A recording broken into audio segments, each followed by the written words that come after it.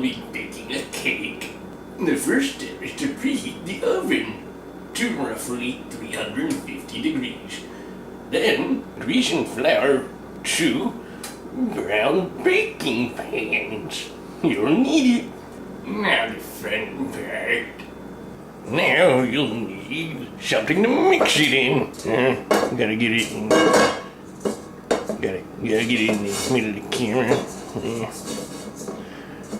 There we go. Yes. Now you'll need 2 cups of sugar, preferably already measured out. 1 cup. Wait, what do you mean that's 2 cups? Now we need 1 cup and 3/4 of flour. Make sure you don't get the daffodils. They're not as sweet. Get it all in there. Here we go. Now you don't have to do this part, but I just like to mix it up a little bit. Like a pre-mixing, if you will. Then we need 3/4 cups of chocolate powder and a teaspoon and a half of baking powder and a teaspoon and a half of baking soda. It's all in here, trust me. And then we do another pre-mixing because that's how I roll. I roll like the dogs in the kitchen. You know what they say. If you can't stand to eat, get out and in the way. Oh, and I also had my salt. 1 teaspoon of that. Now for the liquids. Here we have 2 eggs and 2 teaspoons of vanilla. Drop that in there. Yum.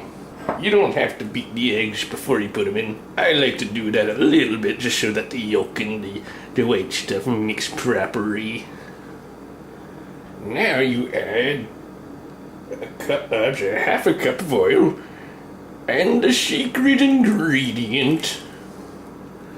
I'm not telling you what it is, but you can have a guess. Now just get in there. Get in there. Come on. Why is this chocolate syrup so thick? This ingredient. Yes, one of them anyway. Now mix all that up nice and fine. Like a woman. Except that's a piece of cake. Or in this case, batter for a cake. Listen to that stuff going. Doesn't that sound appetizing? And your final ingredient, 1 cup of water. Here we go. Now you can do this by hand if you like. I'm not gonna judge you. But if you want to put it into a machine like I'm about to do, you want to beat it for about 2 minutes. Okay, once that's been taken care of, pour half the batter in one and keep the rest for yourself. The other one doesn't deserve it. Make sure you don't eat it raw. That might taste funny. You know what, I'm feeling generous. You can have my half. There we go. Just put it all in there. Reminds me of the time when I had to pour a thing into a thing before. So many things to pour. I remember when I had to pour the milk into a batter. That was interesting. And all sorts of things. I also remember the time I had to break some eggs out of a cell. 2 of them, in fact. It felt like yesterday. There always seems to be more and more. You want to get as much as you can because you don't want to have all that batter wasted. Swing, batter, batter, batter, swing, batter, batter, batter, swing! I guess that's good enough. Once your batter's in your pan, you'll want to serenade them one at a time. You don't want them to over here about how much you love them. And make sure you caress the sides of the pan so help them warm up a bit. Okay, now that you've caressed them and made them feel better, you now have to turn them, how high was that? 350 degrees. So let's see, that's 180.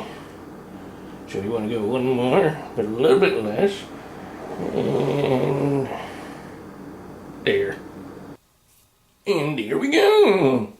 Already cooked at 350 degrees for about half an hour, because that's totally how it works. Now what you want to do is put your heat rack on top, cooling rack I mean, and turn it around, drop it, and just let it fall out naturally. One of the final steps, putting icing on the cake. First thing you'll want to do is buy your icing, because it's always a pain to make, and when you make it, the recipe always has you make too little, so when you make more, you end up having too much. So it's just easier to get something that's pre-made, make sure it's delicious, and that way if you do have too much left over, it comes in a little thing to put it back in. So, there's that. Now the problem with this cake, it's extra soft as you can see. It does dip down a little bit, but it's not really that much of a problem. So what we're gonna do is take the icing I have here and just jump it on here, and with the power of moving magic, this layer will be iced. We're only gonna ice this very center here. We're not gonna do the edges just yet.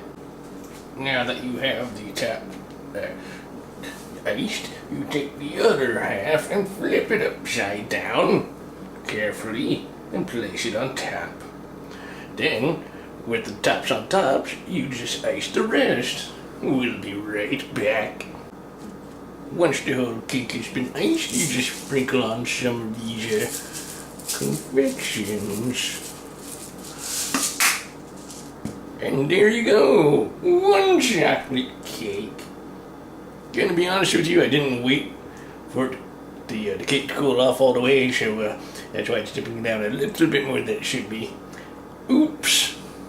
Oh well, patience is a virtue, and apparently I have none. Bye.